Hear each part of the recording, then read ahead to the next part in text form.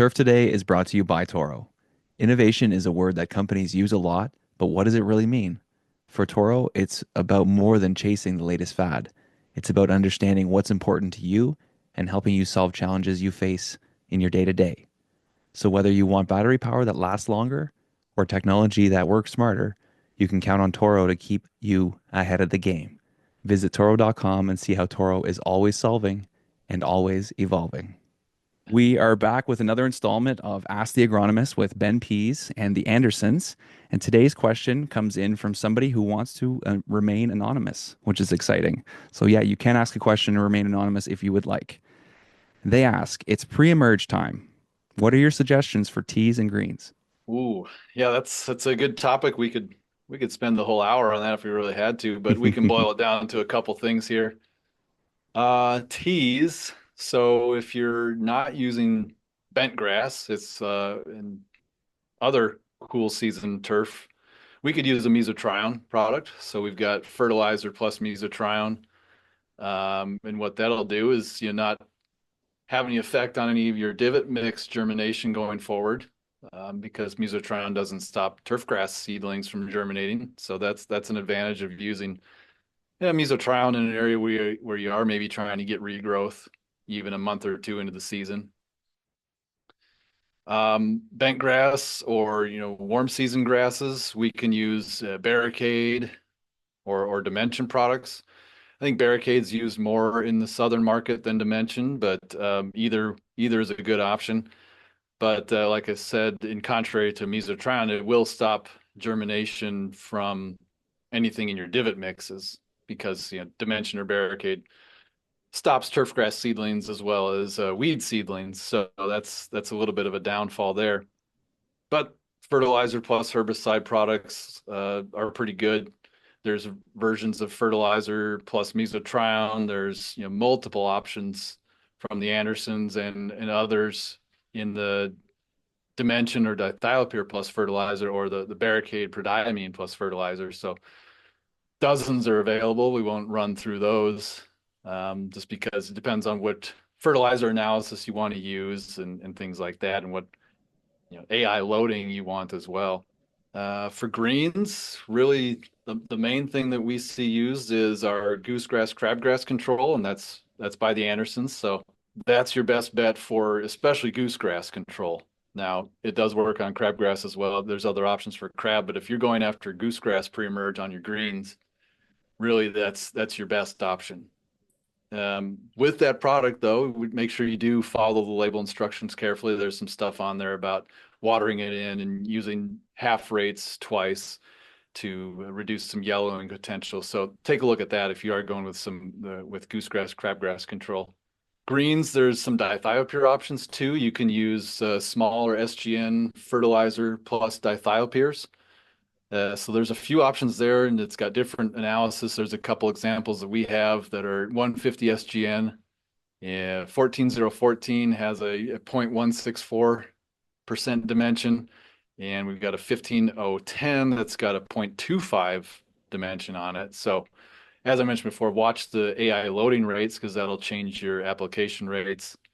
And of course, with these fertilizer plus dithiopyr options, you've got slow release fertilizer paired in there already, and so that's anywhere from 25 to 50% slow release. And again, that will be dependent on the AI loading. So as we do more AI loading, we increase the slow release percentage in the fertilizer because it's going to have to work for longer. But those are great options to control crabgrass, not so much goosegrass. They will suppress POA to some extent, so be mindful of that. So Yeah, Dimension is one that we're pretty familiar with up here. I've used for controlling weeds before. I know when you look on the back of that label, there's a lot of information, all the different specimens and everything's on there. How do you know what program to use when you're looking at that?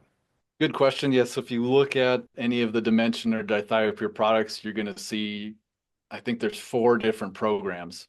And in that little program box on the label, it's going to kind of weed it out, pardon the pun, by, height of cut. So how tall are you cutting? Where are you going to apply this? Is it on a green? Is it on a fairway or a home lawn or your rough or something like that? So low cut turf or high cut turf is going to push you into one program versus the other. And then also, we all know with dementia and dithiopia, there is some slight post-emerge activity too. So the second option to kind of look at in those program charts is, are you doing a traditional pre-emerge, or are you doing something a little later where you're maybe trying to catch the end of the pre-emerge, but the beginning of post-emerge? So that's the second part to look at on those programs. And when you think of those two factors, height of cut and your timing of application, that'll drive you just to the exact program that you're going to need for that area of application. Well, thank you so much for stopping by again, Ben. This has been another great installment of Ask the Agronomist presented by the Andersons. And like always, if you want to get your questions in, send them to us or send them to somebody at the Andersons and they will get them to us. Hey, buddy. What's up? Boys are back. Welcome. It's good to be Um, bak. Look at us connecting right away. No Oh audio man. issues or anything. I had to pull this stuff, put it all back together. I'm like, it's not going to work. First My shot, com bang. What's going on? my computer updated a couple days ago, and I've had a couple issues with a few of my different applications on it. But yeah, man, this one was knock on wood, got right in. How does it feel being back at home? Feels good, man. Feels good. Although the weather's not as nice as it was in San Diego. No, no, that's definitely Looks like one thing we're it's missing. yeah, I was gonna say you sent me that picture this morning. Looks like you got a little bit of snow cover, huh? Yeah, me and my son were out there for a good hour and a half, which was always fun. We did shoveled our driveway, our neighbor's driveway, and then we did our backyard too. So it's been a busy morning, and it's still snowing. There's still more coming down. So Oh my gosh. Is always it something. mandatory to have a snowblower? Yeah, most places we don't have a garage, so for the last we've lived here 7 years. I've always just hand shoveled it. Yeah, no, absolutely. Just got to wake up like an hour earlier, right? And go out and get it done.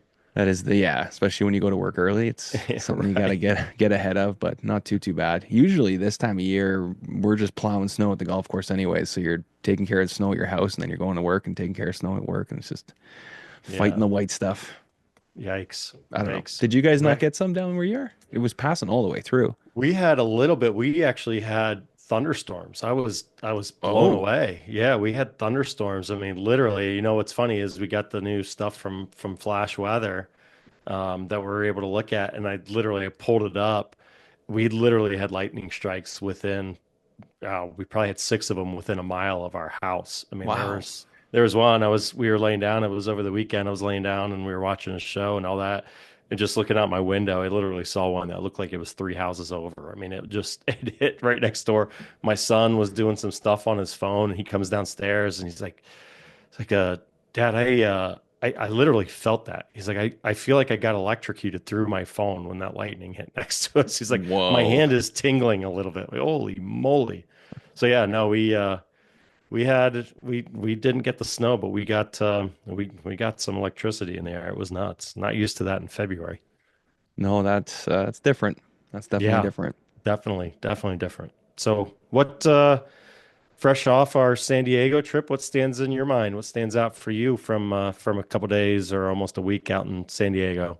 Yeah, it seems like it was two parts. Like having the golf tournament out at Torrey was sort of the first leg of the trip, and then going downtown and being right in the heart of San Diego and the conference center, all the bars, all the parties and everything was kind of like the second leg. So I have really good memories and highlights from the golf tournament. We met so many great people, and obviously all the sponsors, including Toro, that were involved was phenomenal. And then moving downtown and getting to do everything with the conference and the trade show and all the different parties and stuff down there. I really enjoyed all of that. So it was two special, different kind of trips in one, and a lot of highlights from both. So I really enjoyed myself. It's just taken me a week to recover from the trip, and I'm definitely looking forward to Orlando next year. Oh yeah, already excited about Orlando and starting to think of what we can do a little differently to create some more buzz around, we had totally planned on walking around, interviewing people, doing stuff. It's like once you get there, it's just you're moving a million different direction, at 1,000 miles an hour, just trying to get a bunch of stuff done. It was nuts. It was chaos, but you're right, man. You're right. It almost did feel like two separate events. We started the week and we were up in La Jolla doing stuff for the golf tournament. And even before that, we were up in Carlsbad and met up with some of our buddies at Toro up at Goat Hmm. Hill. Had a good time up there, and got to hang out with Trevor for a little bit, which is a lot of fun, and do some stuff there. And then yeah, the move downtown, and then it's like game on. It was good, and we laid a big old goose egg in the four ball. Did we held our own a little bit in the scramble? That was fun. We did all right there. But yeah, man, it was a lot of fun. Got to play some nice golf courses there. Was really unique hearing how lucky we were to be playing Del Mar. We were out there. We had Absolutely. what do we have? Probably 200. They had to have had close to 144, 200 players or whatever at Del Mar that day. And the caddies were telling us they get 30 players a day out there. It's just super exclusive. And here we are coming in and taking the course over. It was that place is unreal. Oh yeah, and they had the music going, and there was, Yeah. that beer carts everywhere and stuff. Like they did a really good job with that one. Yeah, they knocked our socks off for sure. Yeah, that was an absolute blast. And like you said, just so nice getting to meet a bunch of different people and hanging out with people all around the country and even international folks like yourself coming in and being a part of it. It was a special week and was an absolute blast to get so many people coming out to the party that we had at Whiskey Girl. Was blown away by the turnout. I think I had planned on 100 about 150 RSVPs, and we probably exceeded that by 100. I think going through the drink ticket count, I think we had probably closer to 250 people show up. Yeah, I was gonna Uh, say you gave out more than 150 drink tickets, that's for sure. we did. We gave out a lot of drink tickets. It's one of those things where we come in with a plan and then all of a sudden you get bombarded and that plan just kind of goes out the window. And, I always default to, making sure people have a good time and Yeah. are there, mingling and meeting one another. I always feel bad for those at those events. And I try to make sure whenever I talk to some friends before the event, it's like, look, I'll apologize in advance. It's going to be a busy night. I know I'm not going to be able to spend a lot of time with everyone, but fortunately, everyone's able to go in and connect with some old friends and peers, and so it works out great. But at least get to shake everyone's hand as they're walking in the door, and had a great time. So had a really good time. You put on a good party. I thought we had a lot of fun. Everybody there, stayed a little bit later than we thought it would too. It ran late and everybody enjoyed themselves. So that's something we can definitely work on. We like having something like that, but then there is also the factor that we could have a golf tournament or we could have some sort of event where it's a little more lively. But a lot of good people there. It was fun to Yeah, meet some folks that we've had on the show and some folks that want to come on the show too. So we really enjoyed that. And I wanted to apologize to, some of the people that came to see us because other than being stationary at that party, it was pretty hard to get a hold of us. And, I know as soon as we hit the show floor, I was on the show floor at like 8 o'clock in the morning starting to work. And it was hard to get to people and it was hard to get in touch with people. And then all of a sudden you're off having a conversation and it's half an hour and then you're like, oh, I'm supposed to be somewhere. Oh, I'm supposed to do this. Oh, I'm supposed to meet this yeah, person. Oh my gosh, they texted me. So I think next year we need to be in one spot for the day so that people can come and find us, whether it's in the Toro booth or on our own, be in yeah, one spot so that people can come to us and we can do some interviews, do some videos and stuff like that, and give away a yeah. lot more stickers. That was one thing I heard. We did not bring enough stickers, even though I think we almost had almost 500 stickers with us, but yeah, Yeah, next easily. year we got to Yeah. load that up. Yeah, I think I brought 100 and some stickers alone, of both brands and laid them out at our party. And I think I came home with, maybe easily less than a dozen. So yeah, those things went fast. And I know we reloaded the Toro booth a couple times with some stickers and they went pretty quickly there. So yeah, I agree. We'll try and figure it out. It's like we were talking about. It's tough though when we have a bunch of different, sponsor obligations that we need to go here, there, and everywhere. But certainly try and identify maybe one day next year where we can set up and be stationary for a little bit, and maybe do a show on there, do some interviews in person at the show. Would be great. So we're talking to a guy today that might be able to help us get that done next year. So we'll see. We'll see if we Potentially, can. Yeah, yeah. potentially. Yep, and we'll, take a look at next year and see if we want to do something different. If we want to do another golf event, kind of scope out what's available in the area. Look at the days of the week, see if there's an opportunity to do something, um, maybe before the show begins or something, we can get a bunch of people together because a lot of people do come out. I think that's the one thing we continue to see every year is a lot of people do end up coming out early. Hmm. Whether it's to play in the golf championships or just to take advantage of good weather if they're coming in from the north. I think a lot of people do come in early just to connect with friends. So we'll see if we can coordinate a little golf event maybe or pop stroke or something. I think the pop stroke though is really far away. I think from iDrive in Orlando. So It'd be tough. we'll have to see what we can put together. Anyone out there that has ideas, please let us know. And also, I wanted to just put a little shout out and even a little apology to the guys from the Kansas State Turf Club. We appreciate you guys coming out in full force. Also, Virginia Tech came out in full force to our event. It's Hmm. great to see some college kids coming out, but the K-State guys invited us and asked us to come by their booth the next day. They had some swag they wanted to give us, and I just never got around. I don't think you were able to make it over there either. No, no, I But missed that one. yeah, but shout out to the K-State Turf Club. I apologize we weren't able to make it over there. But hopefully we'll connect soon and would love to get my hands on one of those backpacks that you guys mentioned. So There you go. yeah, man, I They had love the some good swag. swag. That's one of Yeah, those things that, yeah, the Turf Bowl guys kind of go all out with all the swag. It's like it's every year heck they're yeah. beefing it up. I like it. Absolutely. That's a great opportunity, and I love seeing that the turf schools get their booths at the show. It's just a great way for the alumni to come back and reconnect and see what's going on with the turf club, see what's going on with the program. It's a great opportunity for the students to go and really see firsthand what this industry is all about, be able to see all the people, network, and then obviously the turf bowls, such a great activity there for them to get involved with. And was actually talking to a couple of guys. We were thinking like, why don't we do an alumni version of the turf bowl? Get Ooh. alumni, get some current superintendents, and get some alumni teams together and see how they would do on the turf bowl. I think that'd be fun. See if we could get a couple of those It'd be together. like you have to mash it up, Turf Bowl and Beer Fest, so that the guys could drink the whole time. Just go event to Yes, event. yes. Well, the guys that I was talking to were saying, they'd probably have an option on each question to say not applicable to what we actually do every day, So it's just one Right. of those Yeah. things. You know what I I'd be actually thought curious to was see how that would go. yeah, you know what I thought was really cool the way they do this, and maybe I missed this one in the past, but they didn't really announce any winners or tell anybody how they did throughout the day, right? It was kind of like, oh well, we'll see what happens. Oh well, put all the answers in and we'll find out. And then they bring everybody back the next day to announce everybody. So I thought that was really cool. I was talking to a few of the kids at the bar, and they're like, we don't know, we have no idea. And the one guy's like, oh, we did well, and the other guy's like, oh yeah, we'll see. So Yep. Yep. it is cool that they kind of bring everybody back and do it all together. I mean, that's probably the best way to do it.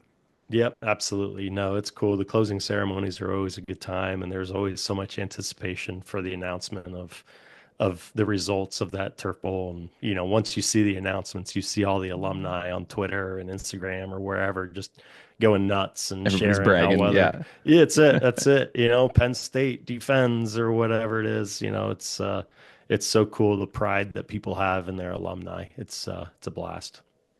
Yeah, I love it. It seems like something that's getting bigger. I know when we talked to Yep. Cam, he said the Yep. students are really putting a lot of time and effort into it. So it seems like it's something that's just keep getting bigger. So Yep. an alumni Absolutely. event could be something we pull off. You never know.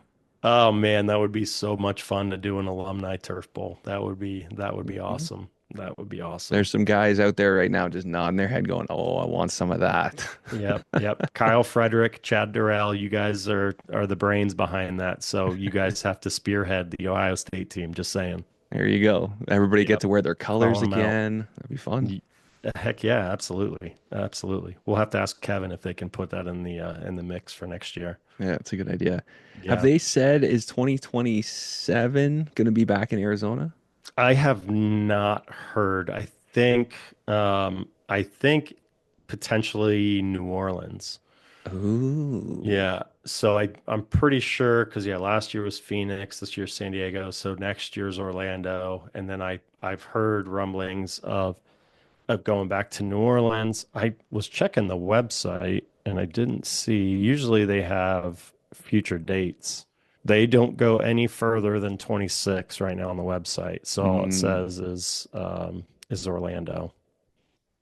But yeah, I've heard some rumors about New Orleans, and then potentially going back to Phoenix possibly after that, or maybe Vegas or something. So I'm not sure. I'm not sure what the plan is yet. We know we want to go to grass clippings as soon as we can, but if it takes a couple years, we might have to get there Yeah. earlier. Yeah. You know, man, have you seen all the stuff they're doing? Yeah, They're it's like they just got a money tree back there and just keep It's pumping into the crazy. course. Oh yeah, I mean it's just content galore. I mean they've got the good stuff going on. They just had a live versus their Minnesota Muskie, Hmm. who's their grass clippings open champions, I think. And yeah, they're doing all sorts of stuff out there. It's really neat to see. It Really makes neat to it see. makes it feel like one of those places you want to be. You're like, we want to go to Oh that golf gosh, course. yeah. We want to go visit there. So I think they're drawing a lot of people there. Plus Arizona or Phoenix, is it not Phoenix? It's in Scott, where's yeah, Tempe, Tempe. Yeah, it's yeah. a So big same golf area. area, right? Like there's a lot of golf courses, a lot of people that love golf. So it's in a good spot. But I think they're drawing a lot of people there as well. Yeah, they are. It's just it's one of the best hangs in golf. There's no question. It's a lot of fun to go out there, hang out at, their open air bars, and they've got the big stage set up now. So I think they're doing concert series all the time, and it's just fun. Plus the guys there are so much fun. So much fun. Scotty Heebs, obviously, such a great dude, and his staff is just always fantastic every time I've been out there. And then the ownership group is just as cool as they come, as laid back as they come, and just they had such a vision for what night golf could be, and it's just so fun seeing it get legs and take off. So can't Hmm. wait to see hopefully more of those types of facilities come up here in the near future. Yes, yeah, you need them all over, and just the Yeah, culture too. Like they, their logos and their yeah, swag, all the stuff they do, their videos. Like yep, it just makes you want to be there. You're like, yep. what are we And the missing fact out right now? and they're supporting superintendents. Yes, They're doing yes. great things for superintendents. They've already started contributing to the GCSAA Foundation to help, further this industry. They're in talks with a couple other organizations that I know of that are helping to draw more people into this industry. So, the combination of a great time, a great place, and then obviously then supporting this industry and promoting superintendents, you just can't go wrong. Can't go wrong. Not at all. Yep. Yep. So hopefully, maybe we get a standalone event out there sometime where we Oh, that'd just be good. invite a bunch of people to come out and do another. The best ball or the scramble event that we had out there was just so much freaking That was fun. So perfect. The way you set that up yeah, was money. I'd love to do yeah, that again, yep, yeah. We'll see if we can especially for the work something out. belts. You have to do the belts again. The belts were a home run, man. The belts were a home run. Oh yeah, So those are so cool. yeah, I felt bad. I ran into Mike, who was our first champion. I ran into him on the street, and yeah, just didn't recognize him right away. And finally, he's like, "Oh yeah, he's like, yeah, Mike, won the championship last year." Oh my God, yes, of course he did. We were talking. I'm like, why didn't you bring the belt? Why didn't you just wear the belt around the trade show the entire time? That should be mandatory. We're That gonna make should it be. mandatory. The Yeah. next time we do an event and you win a belt, you have to wear it on the show floor. Yeah, or carry it around your shoulder, however you Or feel. yes, absolutely, absolutely. Yeah, and like a tournament, I always think about the teardown. Like everything leaving that show, Oh, they do so much to build up to it, and it's like, hey, get out, yeah, you know. yeah. It's exactly right. It's exactly like a tournament. It takes them however many days to get set up, and then, you got to get the stuff out in 24 hours. It's just freaking chaos. And Chaos. it's so much signage too. There's signage everywhere. Right? Yeah. Right? No, it's a great event. It's great. I saw the recap. Mike Strauss sent the recap from the show, and all the numbers were up. Just the feeling on the show floor, you could tell that it was up. I mean, that Hmm. first day, especially when the doors first opened, the traffic on that show floor was through the roof. Going to, especially we went to the Toro booth and the USGA booth and the BASF booth and all that. I mean, they were all packed. They were all packed, from the moment it started. It was great to see all the traffic and people checking out all the new stuff, standard golf. Everyone, they were all just swamped. It was great. It's great. Yeah, my Also, favorite. hopefully, Go go ahead. ahead. Now, I was gonna say, just also a good indicator of where this industry is right now. Hopefully, people with budgets and money to spend, and they're looking at all these new tools that can help them out there. So hopefully, that sign and seeing so many people on the floor and um, you know, looking at all these new tools, hopefully it's a good sign, indicator where we are. Yeah, it seemed like more people were working than previous Yeah. years. Like it seemed like guys were kind of just looking around last year, and then even the year before when we were in Orlando. I know it was kind of after COVID and things like that, and like you said, people don't have the kind of budgets. So guys are kind of more or less just walking around handing out cards and things. What I found there was a lot more interacting this year, and you just hear conversations of guys saying, "Oh yeah, we could definitely get one of those. We could use one of those, or maybe we could trade up and get something like this." And it Yeah. just seemed like there were more people kind of engaging with the companies and the products that were out there, and some exciting things too. Like there was so much buzz about that Toro prototype roller. Holy shit, that thing could Yeah. absolutely change the game. And when Yeah. I was kind of over there batting my eyes at it. One guy's like, "Oh yeah, you think it's that nice?" And I was like, "Man, I would retire and just ride this thing every day." Like Right. it was so nice. Got the joystick. It just looks so smooth. Obviously, it hasn't been tested or anything like that, but man, and you keep bringing products out like that, and then the excitement and the buzz and stuff for people. It's pretty cool. Yeah, there was actually business being done on there, it's great. And production for autonomous mowers. I mean, it's just Hmm.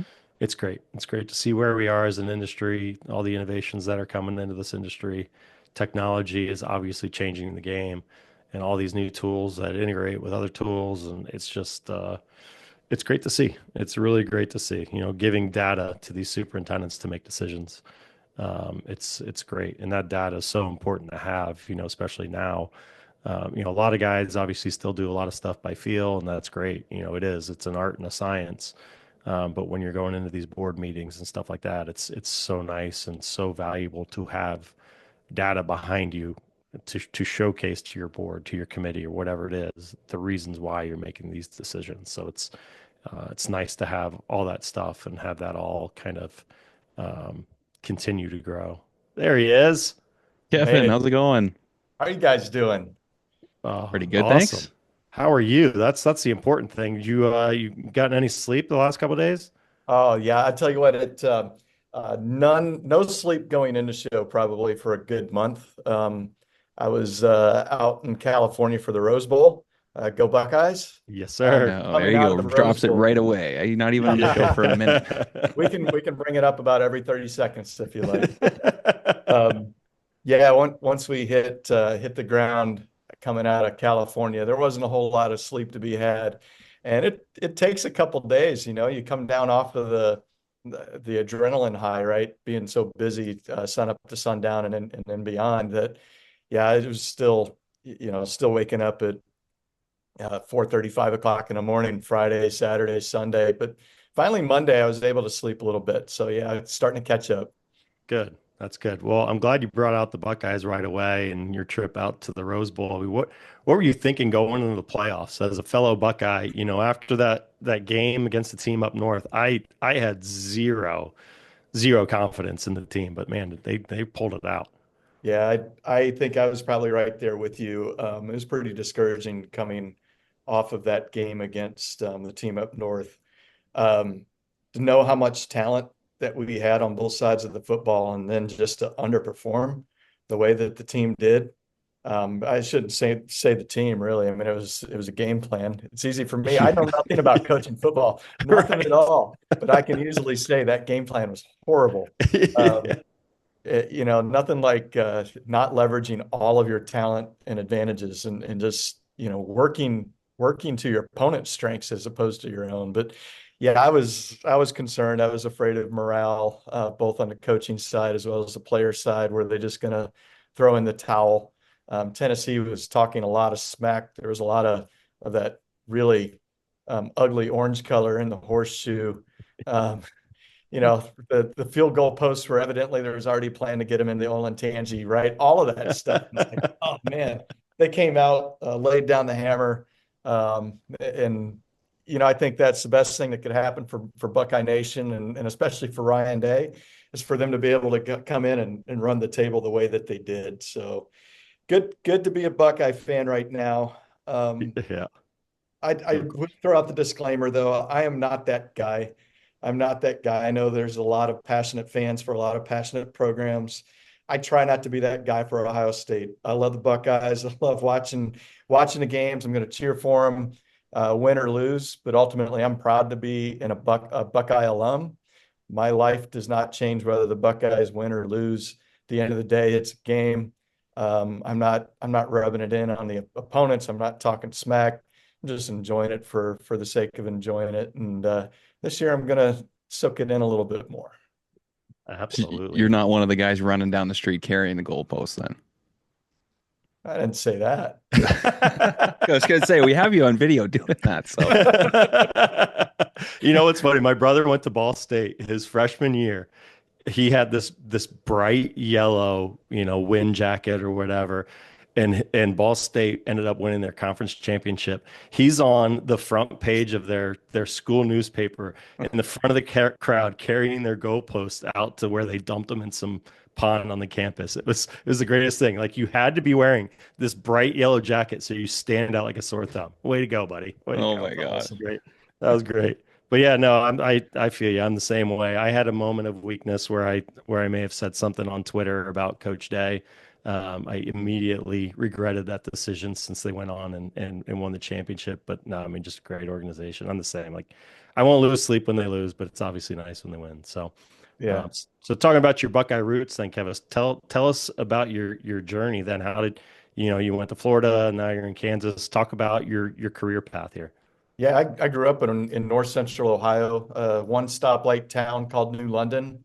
New London's just north of Ashland, or a better landmark would be probably about 30 miles south of Cedar Point in Sandusky. So born and raised, farming background. Grandparents were both farmers. My dad managed a farmers cooperative. He was a CEO of a pretty sizable grain co-op. You combine a passion for the game of golf with agriculture, naturally you get golf course superintendent. So that took me to Ohio State. Got a bachelor's degree there. Decided I didn't want to live where it snowed. And so I moved to Charleston, South Carolina, because that was the first job I could get south of the Mason-Dixon line before the snow fell. And was there for a couple of years before ending up in Florida for, I think I was in Florida for about 22 years. Before I moved back to where the snow fell. So you can't see out my window right now, but there's snow on the ground. It was 0 when I came to work this morning. But all good. Oh, it's a bit of a journey there. What about growing up with the game of golf? Was that something that you got into at a really young age and played for a while, or did you kind of pick that up later in life? Yeah, no, I picked it up pretty young. My dad, who also graduated from Ohio State, he had a PE class, which was golf, when he was a student there. So he learned to play golf. Love you, Dad, but he never learned to play very well, but he enjoyed the game. And on Saturday afternoons or Sunday afternoons, he would take my 2 older brothers and myself to the golf course, Rolling Acres Golf Course, which I don't think is even open anymore. I'm not sure, but Rolling Acres Golf Course in Novo, Ohio, 9 holes. My dad would have the old Harley Davidson golf cart with the tiller steering wheel in the front. My brother Mark would ride with him. My brother Mike had to walk, and I kind of sat just in between. I was too young. I wasn't able to play yet, but I remember the first Saturday where neither of my brothers were available to go with Dad to go play golf. And so that was my chance to go play. Of course, I was probably 4 foot tall, playing with regular size clubs. The clubs were old enough that they had the old wrap. They actually had wraps for grips instead of grips that just slide on the ends. But I'll tell you what, I don't know what I shot that day, but I did the 3rd hole, 4th hole, got the ball airborne. And after that, you're hooked, right? So, yeah, love the game. That's awesome. I was telling Adam last time I made a visit with you when you were still down in Florida, you were in the process of wrapping up your MBA. When you were going through that process, is this something you had in mind, potentially making the leap from being a superintendent into more of, for lack of a better term, like a corporate role? When I did the MBA, I'm not sure what the vision was. I know that being a board member for GCSAA was part of what pushed me in the direction of getting an MBA, because I was really interested in the business aspect, whether it's GCSAA's business or any kind of business. I was getting significantly more involved with running the club as well at Isla del Sol. Even though we had a general manager, I was able to work pretty closely with the board of directors at Isla to work on long range planning for the entire club, strategic direction, strategic marketing, things like that. But I don't know that this position and this role at GCSAA necessarily was on my mind when I pursued my MBA, but certainly it all made sense. The stars all aligned when Bob Rehnquist retired, and I kind of had that degree in my back pocket. I said, you know what, this is a good fit. I know that one of the things that's going to stoke my fire for the next 20 years as I've worked towards ultimately worked towards retirement, and a long way off, but one of the things that's going to stoke my fire is being able to be strategic in nature, having a business mindset. I loved being a golf course superintendent, still very passionate about the work that superintendents and their teams do. But ultimately, this was a good fit for me to come in this direction. So take us back to Thunderbird Hills. That was your first golf course job. What was that like? Any good memories from there? So that was my first golf course job. The interesting note about that is I did not work on the grounds crew. Oh, well, there you So go. That so I happens though, was, right? You kind of had to make the sideways move. yeah, this was me knowing I loved the game of golf and I wanted to spend my life working towards the game of golf, um, and thinking, hey, I want to be a professional, or I want to be a general manager of a golf course, a country club, and having no idea what that actually meant because I knew absolutely nobody in the industry at all. But Thunderbird Hills, it boasted a top 100 golf shop year after year. It was a public facility, but it was located halfway between Cleveland and Toledo, and they had a really well built, stocked golf shop. And keep in mind, this is before the days of PGA Tour Superstore and Golf Galaxies and all of that. So if you lived in Cleveland or Toledo or anywhere in between, and you were getting ready to take a vacation somewhere warm, and you wanted new clubs, wanted a new bag, wanted new clothes, new shoes, there weren't a lot of places to go outside of ordering online from, well, actually not ordering online because the internet wasn't really there yet. So catalog ordering, right, from like Golfsmith.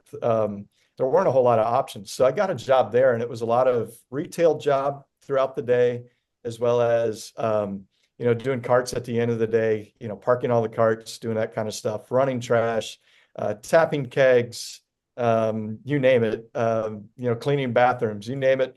I did it. Took tee times. That was an experience, but just knew I wanted to be in the game of golf. I didn't even know that the profession of being a superintendent existed. Um, but yeah, I worked there for over a year before making some sideways moves into working in agriculture because it paid better. Before then ultimately ending up back combining the two and having the career path that I took. Was gonna say, was the big epiphany when you shot 141 as a freshman? Was that when you realized like maybe golf pro is not the path? So I did shoot 141 as a freshman. That was our conference championship. I was either the fourth or fifth player on varsity. Granted, it was New London High School. We were a small school, country golf course, played our home matches at Millstone Hills in New London, Ohio. But ultimately, I mean, I don't know what my handicap would have been. We didn't track it then, but I was a low 80s shooter, when I was a freshman in high school. And I was looking forward to our conference championship played at Ashland Brookside. Really excited to go out and do it. Really excited to compete. I loved the golf course, and I got a case of the S word starting off on the very first hole, and it didn't go away. And it was a nightmare. I mean, it was an absolute meltdown. I feel bad. I kind of feel bad. I'm not going to name the names, but I still remember one of the players. I was in my threesome. I think we played in threes that day. I didn't necessarily care much for this individual, so I didn't feel too bad about it. But yeah, it was a meltdown. It was a nightmare. It's just I still wake up in sweats at nights thinking about that round of golf. And I remember boasting to my coach. I said, well, at least, I didn't cheat. But honestly, I don't know how you accurately count 141 strokes over No 18 kidding. holes. Or you I still had finished enough on balls 100. to keep playing. Well, I think I had this. Oh, I almost said the word. I think I had a case of the S word so bad that it didn't go far enough to lose the golf ball. To be honest, it was pretty rough. So I was going to say, yeah, shoot 141, didn't lose a single golf ball. That would be epic right there. But you know um, what? You were a team player because you were doing such a bad job throwing the guys in your group off their game that had to have helped your team. So yeah. that's It's good. true. Kudos to you. Kudos to you. You think of, so I was thinking about that one player I played with. He went to St. Paul High School in Norwalk, Ohio. And I won't name his name, but interesting enough, you start to think about how small our world is and how connected our industry is.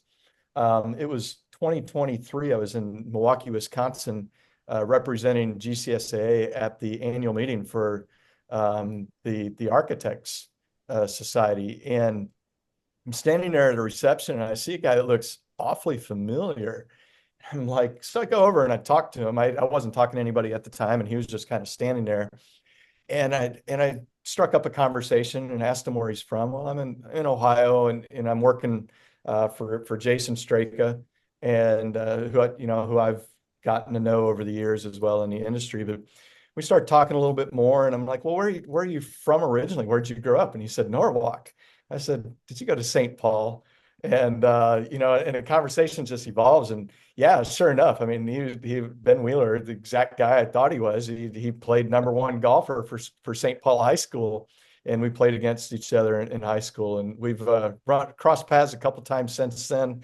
And the story gets even more drawn out from there in terms of how we know each other. The connections just keep lining up. But really, really cool thing about our industry is it becomes really small once you start having conversations with people. That is pretty common. We do hear that quite a bit. When I first got into the industry, I thought it was, all these different people that were making it happen. And when you look at it and it gets smaller and smaller and tighter, and it is really cool. I just wanted to ask you, Kevin, about the transition from working at a course like that, where you're doing more, stuff in the golf shop, and then you move over to actually working at a golf course. What was that like, making that transition and your first super job? It was a natural move, I think. So there were a couple years in between working in a golf shop to when I actually worked on a golf course. I think it was my between my freshman and sophomore years in college. I went and interned at Findlay Country Club. Randy Shaver was the superintendent there at the time. Randy didn't want to hire me because I had zero golf course experience. So Kevin Kroll was the assistant superintendent. I interviewed with Kevin on a Friday evening, and Kevin hired me, and Randy washed his hands of it. He says, he's yours to work with, right? And Kevin's like, game on. Kevin's a Marine. Okay. So don't ever challenge a Marine because they're going to prove you wrong. But the first day on the job, they're teaching me how to triplex greens and change cups. And I also got my 4 hours worth of obligatory weed eating in as well. Hmm. But it was natural. I mean, just having that background of working farm equipment and things like that. I love being hands-on. I love being outside. I love everything about the game. I felt much more connected to the game working on a golf course than I did working in a golf shop, hands down. The work is, you can instantly see the results of the things that you do at the end of the day. Whereas in the golf shop, I knew pretty quickly that I didn't want to be a PGA professional. I didn't want to necessarily work in a golf shop because I spent my time answering people who wanted me to give them special treatment. Oh, just find the tee time for me. I mean, Thunderbird Hills ran like 6 or 7 minute tee times. It was insane. And the first tee times usually started probably 15, 20 minutes before sunrise, and they're booked. And so you can't squeeze people in. And I was 16 years old. I didn't have the liberty to give you a 25% discount on a set of clubs, but yet everybody always wanted preferential treatment. So it was the right move for me in terms of my career, especially early on, to go into, management of golf courses, the grounds, working with those teams. It was a natural fit. Onto this new transition then. Talk about how the skill sets that made you a great superintendent have helped you in your new role as COO of the GCSAA. It's funny how you evolve over time, and it was definitely the right move for me to go from being inside and being that that customer service oriented person early on when I was in my late teens and early 20s to move towards the golf course, because that's where I developed a lot of the people skills just over time, working with crews, working with members, reporting to greens committee chairs and board presidents. And that really ramped up when I got involved with the Florida West Coast chapter, and then ultimately the Florida Golf Course Superintendents Association.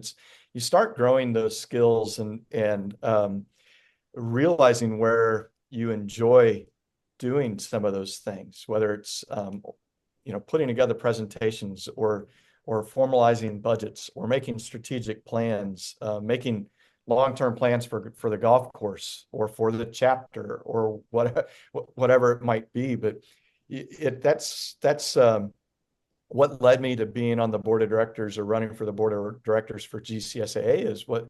It's just that I really enjoyed doing those things, and I enjoyed giving back, and I enjoyed probably most of all working with people and that whole community, that whole network, whole superintendent network, right? It's the connection of the people. That's what makes it so wonderful.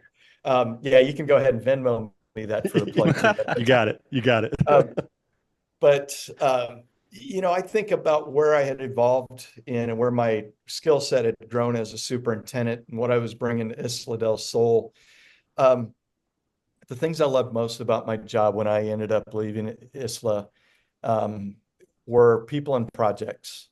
Okay, it was working with people, whether it's the people that I was bringing into the crew and working with the crew to develop, whether it's assistant superintendents, equipment managers, or that young guy or girl that it's the first time they ever set foot on a golf course, and teaching them about the game, teaching them about what we did, and not necessarily how, but why. Because the why is always what makes the light bulb go off. But working with people on that aspect, as well as I mentioned, I had the opportunity to really get involved strategically with the club, long range planning, not only with with the golf course, but the infrastructure, the projects. Whether it was more important to build a deck off the a cantilever deck off the north side of the clubhouse, hanging over the beach, or more important to redo the driving range and practice facility. I mean, having those conversations, being able to work across our membership to figure out what the right moves were for the club, as well as how to market the club, not only for the current members, but moving forward. Those things, that fuels my fire for sure. And just thinking strategically about what's going to move the needle with the people we're trying to serve, and whether it's at the club level or with GCSAA, what moves that needle. And people and projects, I love it. And I have more people and more projects than ever before now that I'm working for GCSAA. Take us through that decision of actually leaving the golf course, because that couldn't have been easy. And I don't know if that was your decision or somebody kind of plucked you out of there, because now you're sitting in an office and traveling and things, and you're not out on the golf course every day in your cart. So what was that decision like for you? So I was about 4 months away from the annual meeting where most likely would have been elected president. I was running unopposed. I was already nominated to be president for GCSAA. I was sitting in a restaurant with Red Evans, who was in town for a meeting, and we were talking about the incoming year for when I was going to be president, and where are we going to hold board meetings, and what are some of the things that we want to focus on with the board, with the association. And interesting enough, Bob Rehnquist had just recently retired. When I say recently, it probably was only 1 or 2 weeks in the rear view. I mean, it was pretty recent, and there hadn't been a lot of discussion or thought put in terms of how to backfill Bob's position as chief operating officer.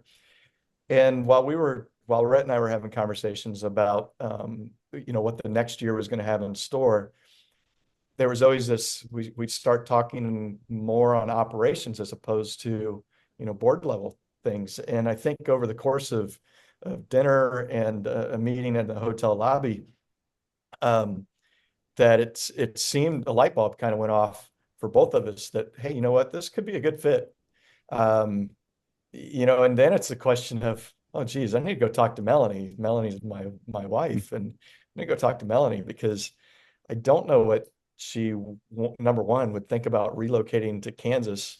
Number two, I had spent some time I working inside and not being on the golf course and not having that hands-on approach to my job. And it wasn't when I did it, I was in my early 20s and totally different career path outside of the game. I was a stockbroker.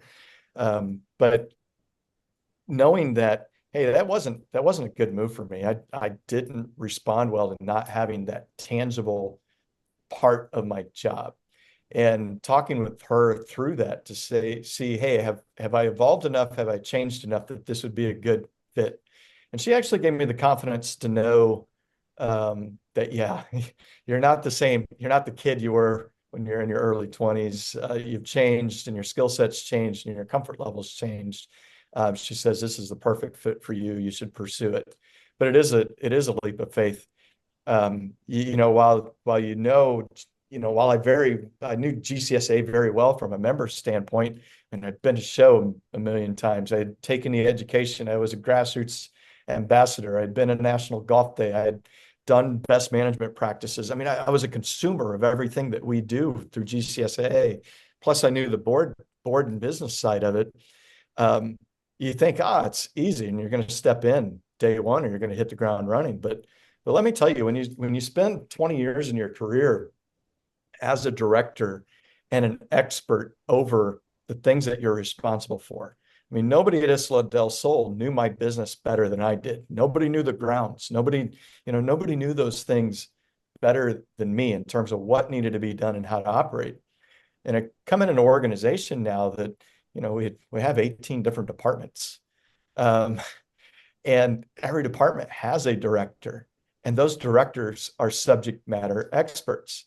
And being able to pull back from having to be, literally in the dirt and in the weeds and all of that, and having to know all of the answers, having to pull out of that, and now focus my energy and efforts on communication to make sure that all departments are working well across one another, as well as support and empowerment, right? What do you want to do?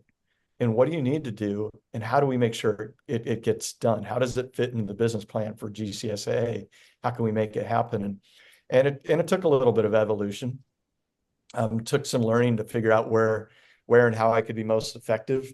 But I think ultimately, the team could feel my sincerity behind really wanting to make each and every one of them effective, wanting to make this organization successful towards serving our mission.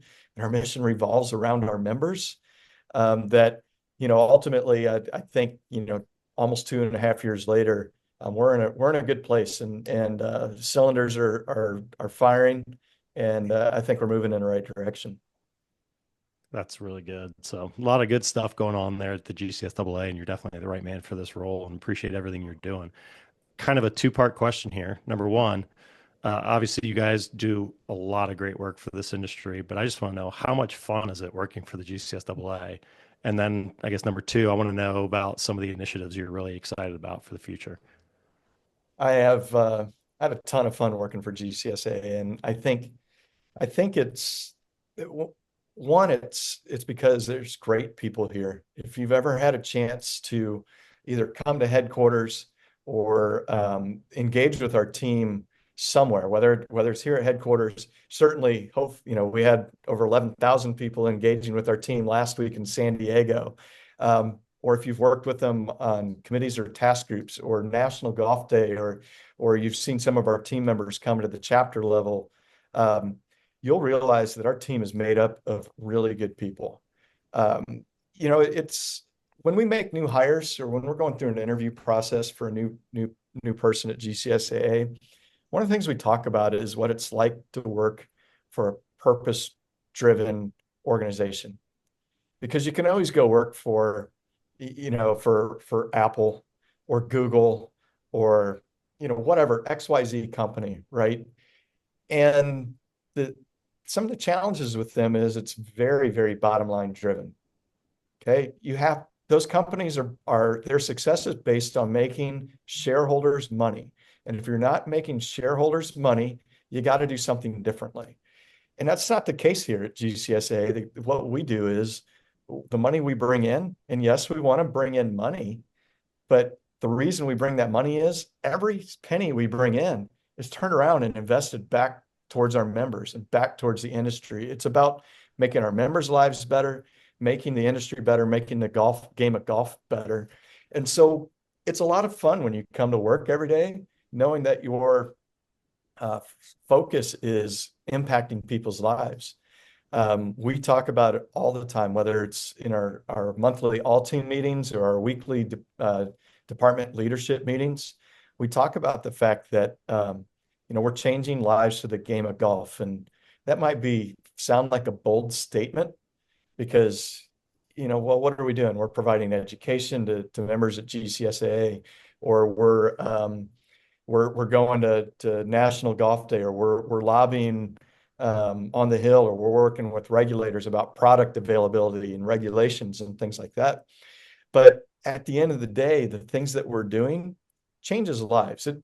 Hopefully, the whole intent is to make sure that we're making our members' lives better, whether it's directly through the work that they do or indirectly by helping them increase their wages, find better jobs, get them better recognition amongst golfers and owners.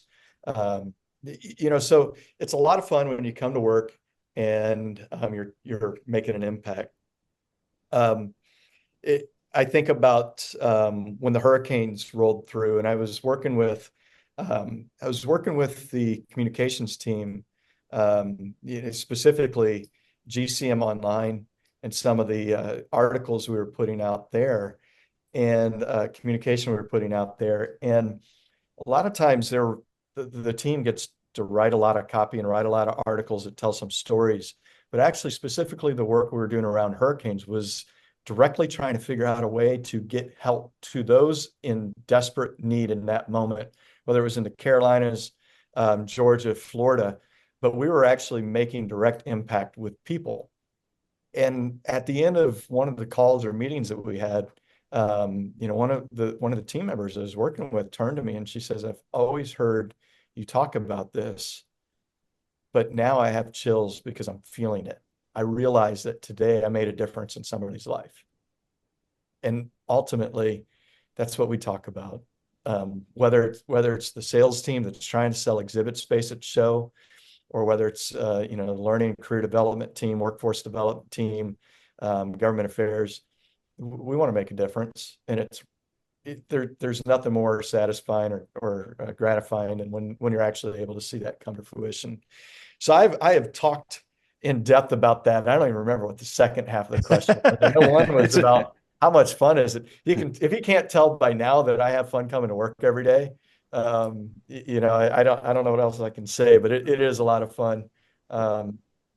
I've been very fortunate to have a lot of interaction, obviously, with you and Red and the rest of the team there. So I can just only imagine the work environment there at headquarters. It's got to be an absolute blast. And like you said, every single individual that I've met has that sole focus of making the lives better, and you guys are doing a great job with it. So, but yeah, no, I mean, great lead. And then too, I mean, just you talking about some of the things that you're currently doing was curious about some of the initiatives you're most excited for the future.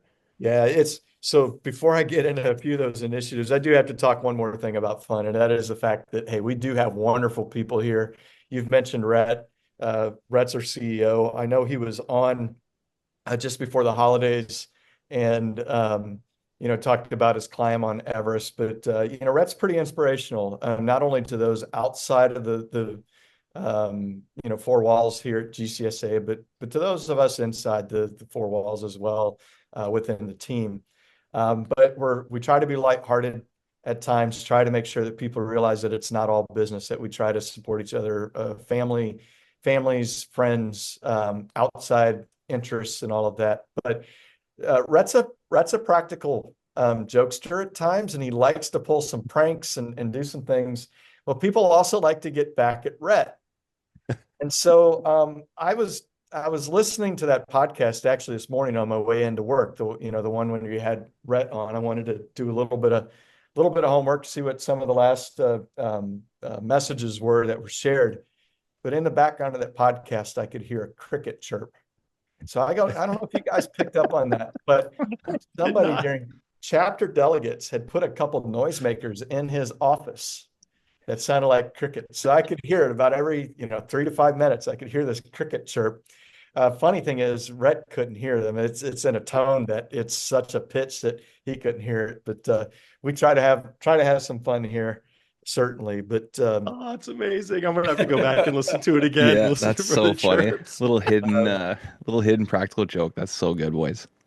well, and keeping it lighthearted, we're getting into show, getting ready for show, and I think Rhett was on the road. I think he might have been over at BTME, the bigger conference over in the UK, building relationships with folks over there. But we had our all team final briefing before we get to show, and it's running A to Z with all 85 team members.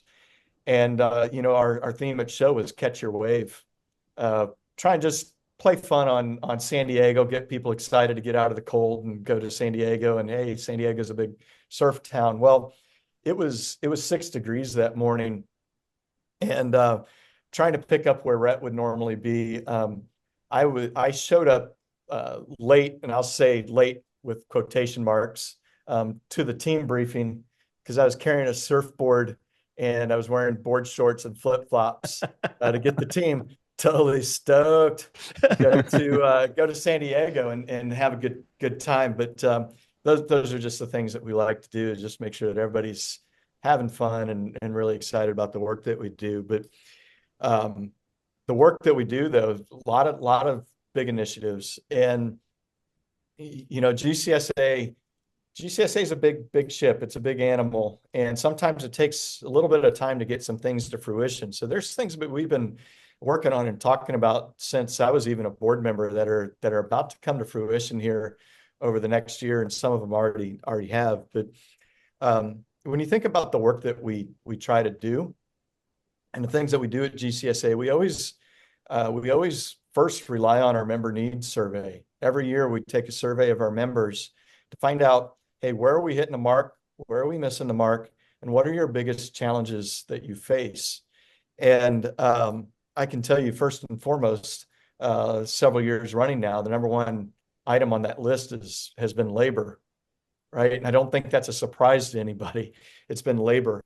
And so one of the things that we did to address this is we felt like it wasn't enough just to have labor fall in fall in under our learning and career development department. Because when you think about that department, that's focused a lot on really development of our members, but it's not necessarily workforce.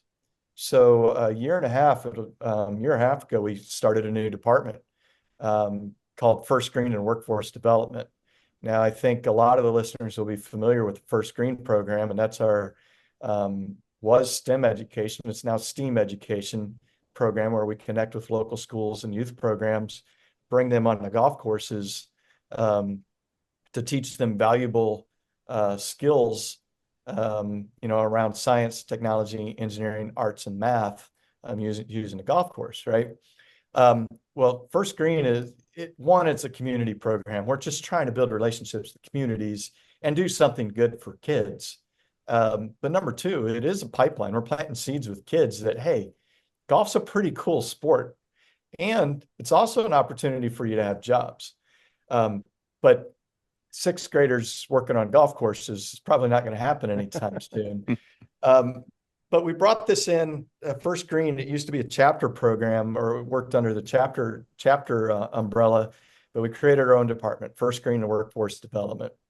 And that workforce development's key. It's about building relationships with other groups and being on the offense, about making connections with outside groups to let them know about careers in golf, and to be able to provide them a pathway of, hey, you want to work in golf?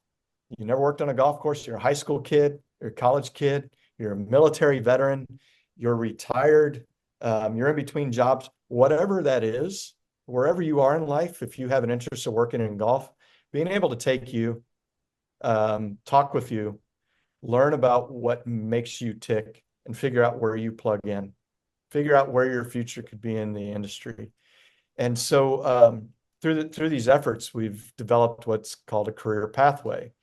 And we're connecting the dots, slowly but surely, but we're connecting the dots from somebody's first day on a golf course, which could be as early as, being a student with first green, or being an FFA student, or, maybe a recent high school graduate.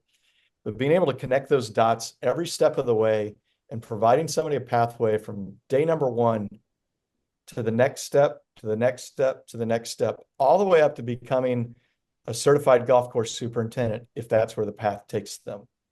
And as you can imagine, that it takes a little bit of time to be able to plug in all the education, all the next steps.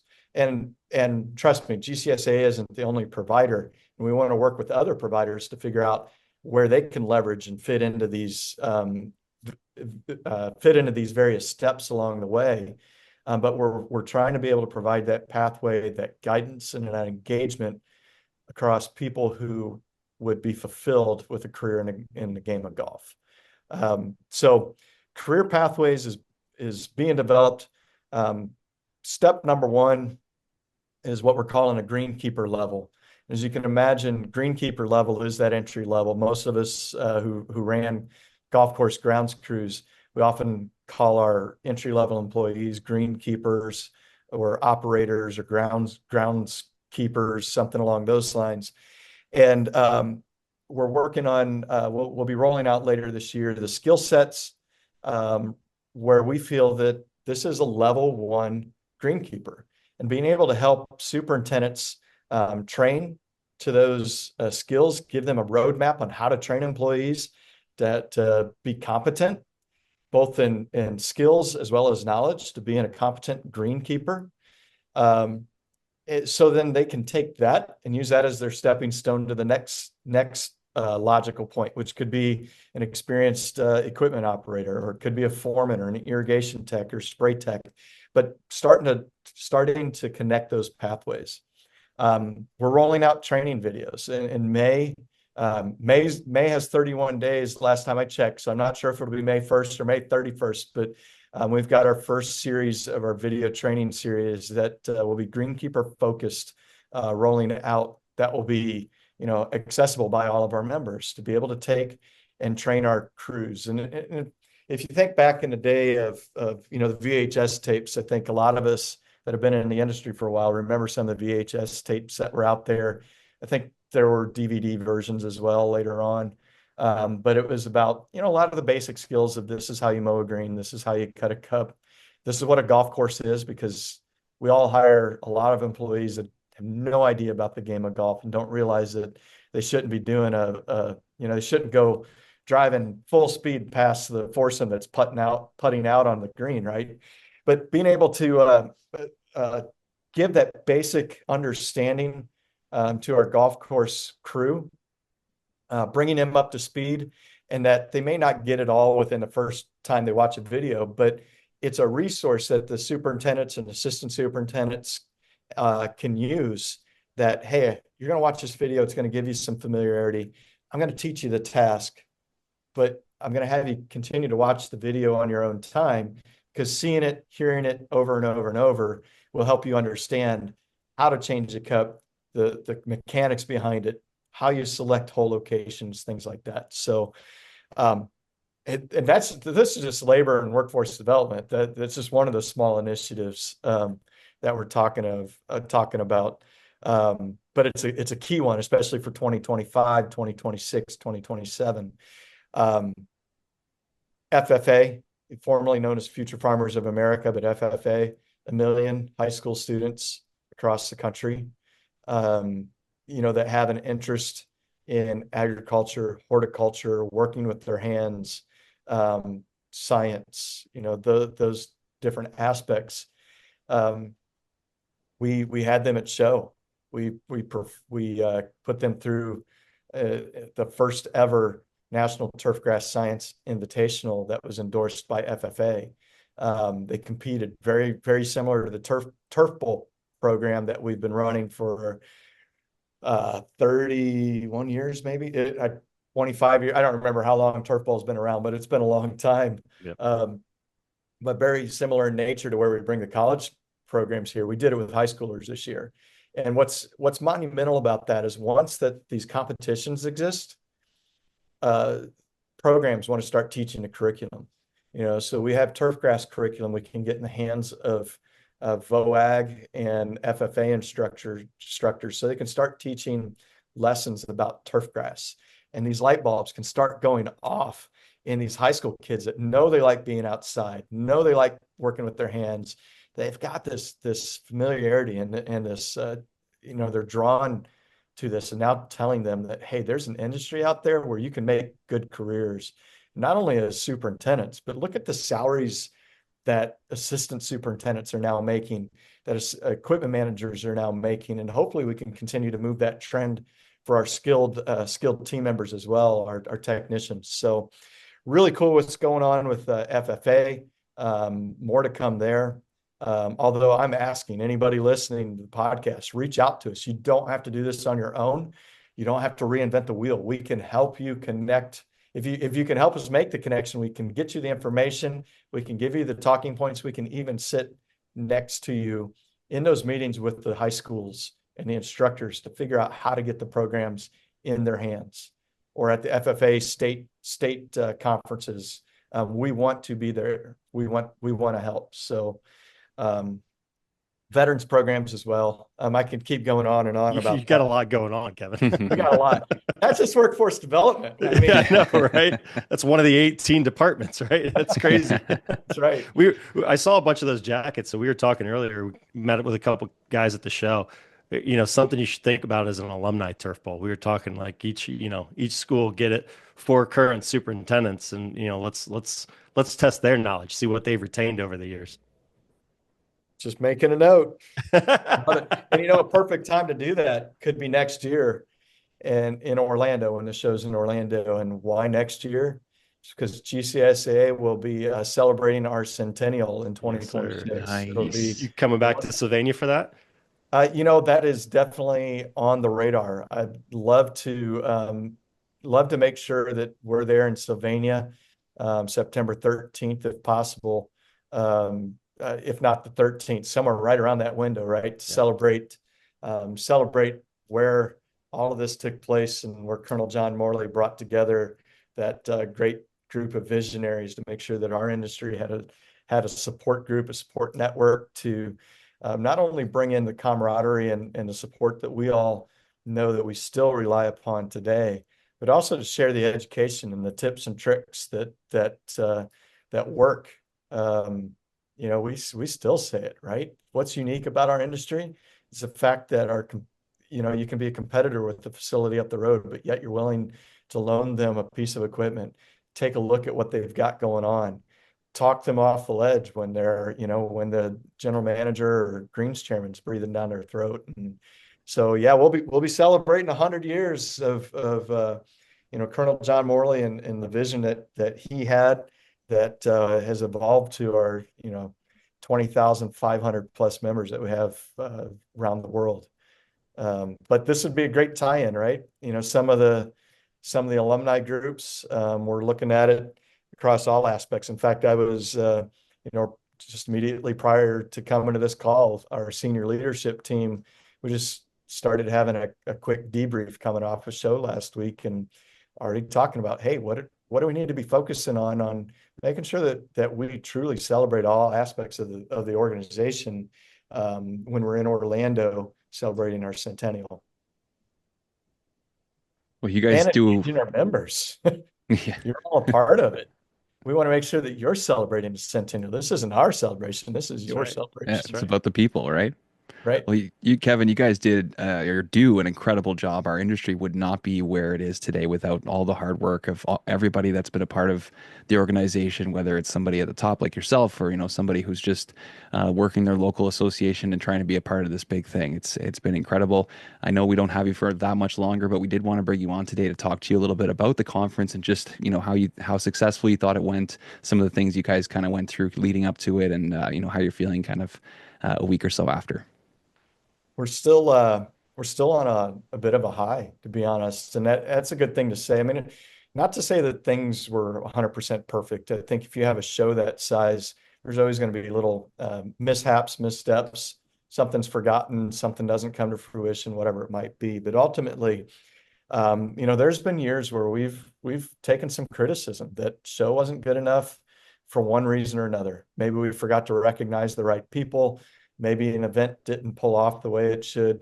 Maybe the attendance wasn't what we had hoped for.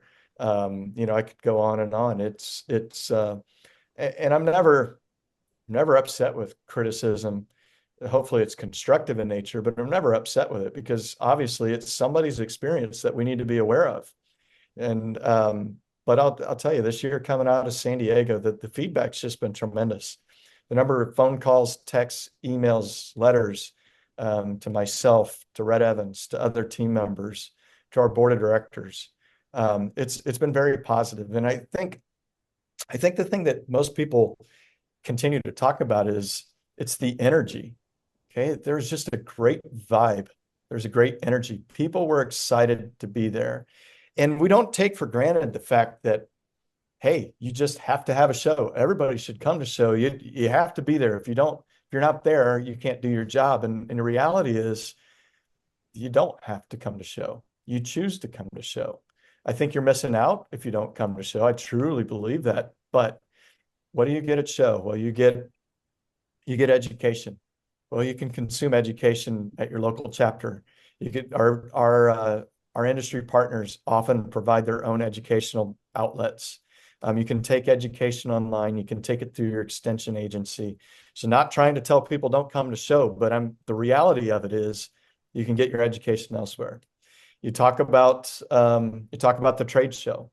Well, if your vendors and salespeople are doing their jobs, they should be talking to you about these things at home. They should be bringing the equipment by to demo at home. They should be bringing you the information about the new product hitting the market, whatever that might be. And so you can learn about new products, whether it's online through email campaigns, marketing campaigns, or salespeople coming by. Even the networking thing, a bit of that does happen at home.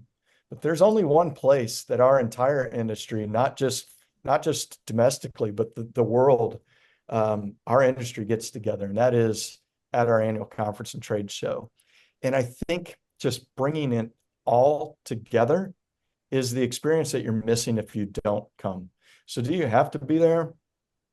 No, you can be a successful golf course superintendent or assistant equipment manager without coming to show. But do I feel like every single person is better served by being there? 100%. And I would just ask, everybody that's listening, I mean, and Brian, you and I talked about it. I mean, the number of connections, the number of conversations, the relationships that are built are life lasting. There are people that I've seen one time a year, every year for the past 20 years. And those relationships, they continue on. And I think that's the thing that we all miss, because we started a call with it, right? I love how tight knit the community is and can be, and coming to show, it just makes it better. I often get the comment, I'm not the social butterfly. I'm not the type A personality. I'm happy to sit back at my course and just do my own thing. But I challenge everybody, get outside your comfort zone, go do it, and you will be rewarded time and time again. And if you don't know anybody, call me. I'll make sure that we solve that. And I mean that. Call me. We'll figure that one out. And the one other argument we get oftentimes about show, especially, I know San Diego is not a cheap place to travel to, but it's, well, my club doesn't pay for it. And my first question is, Have you asked? And who did you ask? And how did you ask? Because if you just make the assumption, you're doing yourself a disservice. You should be able to go in there with conviction saying, I need to be here. You want me to act like a professional? You want me to be the best golf course superintendent I can be for our facility? You need to support me and you need to send me to show. And I tell you, most people that manage or own golf courses, whether they're a general manager, an owner, a board president, a board greens chairman, they are business people. And if you make your case, they're going to have a hard time saying no. So I oftentimes feel like people just assume they're going to be told no. Same thing with dues renewal or getting their assistants or equipment managers signed up to be members. I think they just assume they'll be told no, when in the reality of it, the amount of money they're going to spend for membership dues or even to travel to show is a fraction of what they spend over the course of the year. And they'd be better off if they made that investment in themselves and their team. Yeah, there's no question it's a great investment for personal and professional development. So absolutely, everyone should go. I know we're running out of time here, Kevin. It's your episode. We want to give you the floor. Is there anything else you want to chat about before we have to hang up?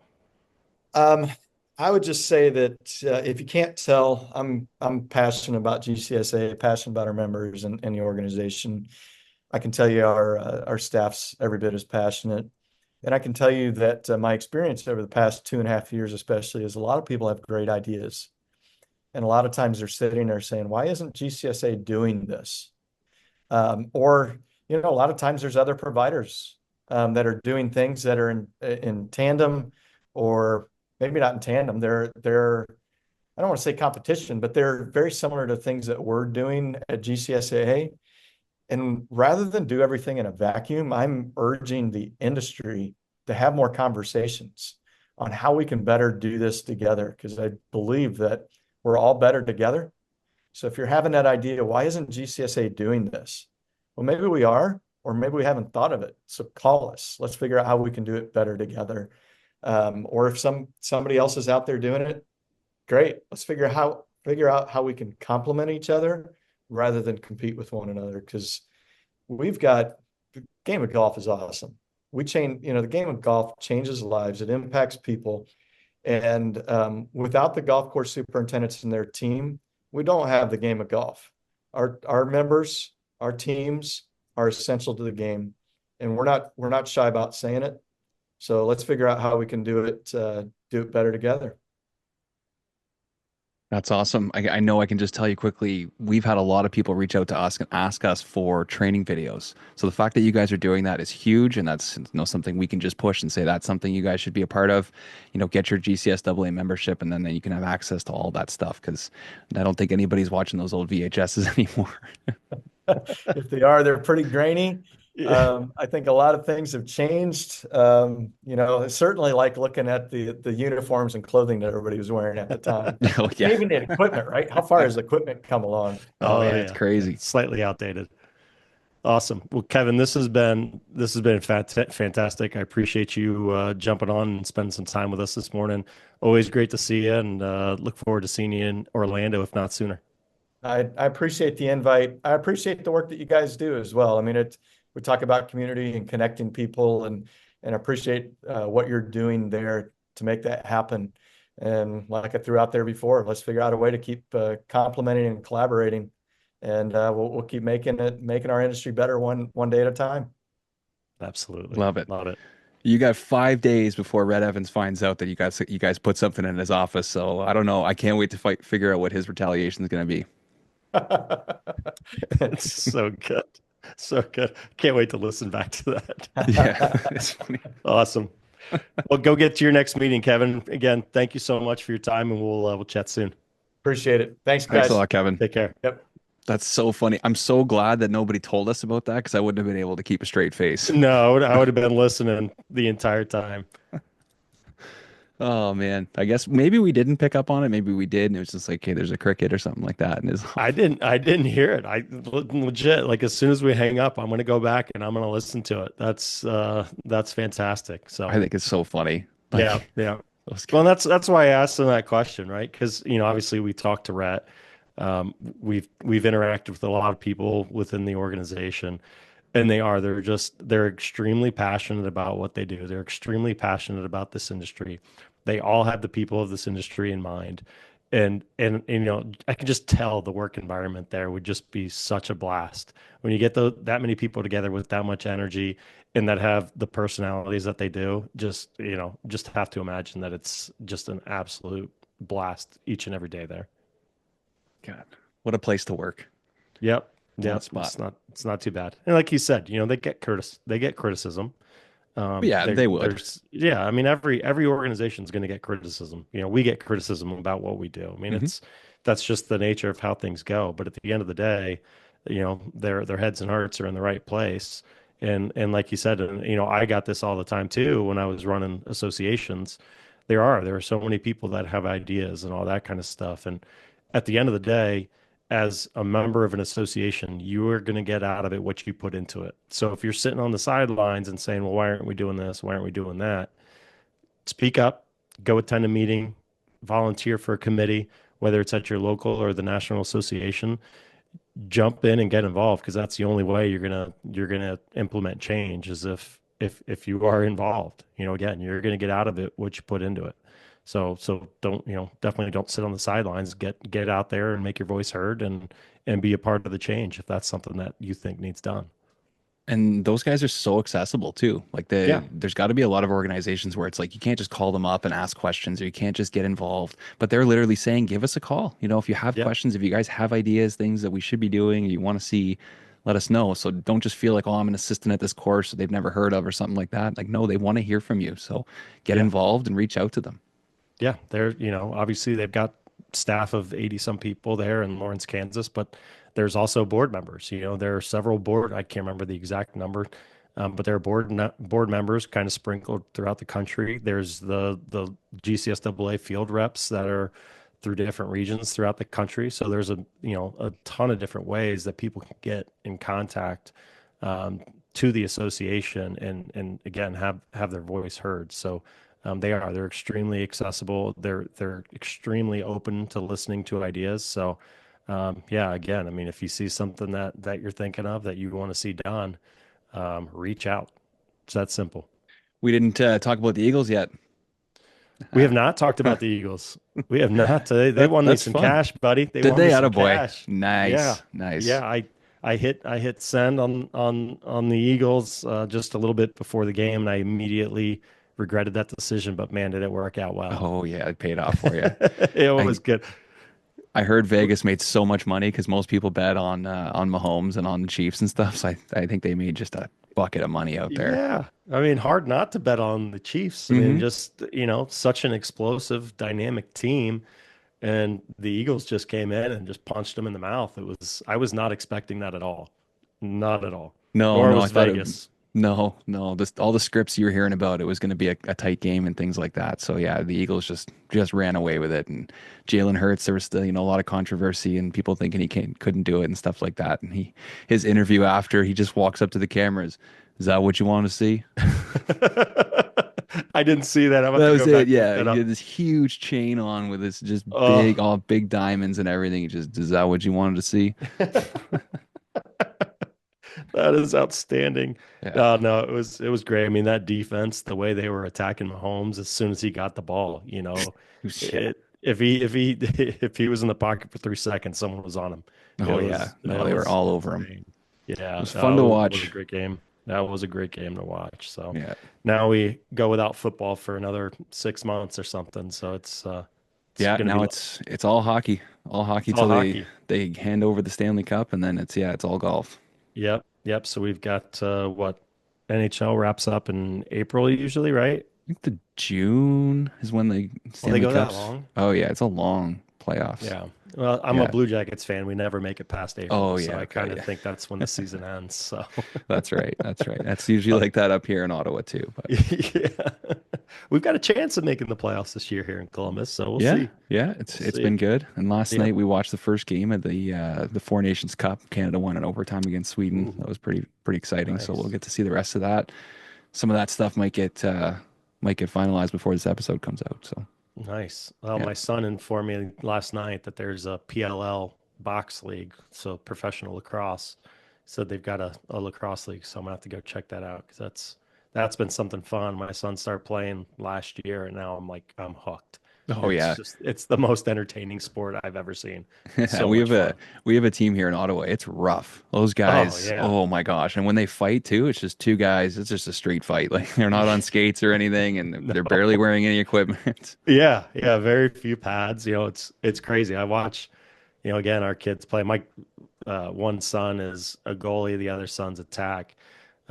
So yeah, I mean, son that plays attack, I mean, he'll come home and just his forearms and everything are just lit up with welts and bruises and everything. Guys just sitting there smacking them with the stick. Yeah, It's insane. it's It's a insane. violent sport. It really is. It Hmm. really is. It's basketball and hockey kind of combined into a sport. It's entertaining, very Hmm. entertaining. Yeah, there's fencing and as part of that as well. The two hand Yeah. swings sometimes those guys hit each other so hard. Oh, Man. it's nuts. It's nuts. Well, yeah, no, great episode there. So we talked a Hmm. little bit about getting involved and everything. Kevin's he oozes passion, right? I mean, you could just immediately tell, just no different than Rhett, right? And they talk about the organization and what they do for the members. They're just so incredibly passionate about their mission. It's great to see the association in such good hands. Yeah, no, those guys are great for what this industry is trying to do, and I think it just keeps getting better. So Yep. Yep. great guest. Absolutely. Appreciate having him on. We got a couple more awesome people lined up the next couple weeks, so looking forward to it. Yeah, absolutely. We're off to a great start in 2025. And again, just continue to evolve and do more, bring more people in, hear more about this industry, the people that make up this great industry. So, yeah, stay tuned.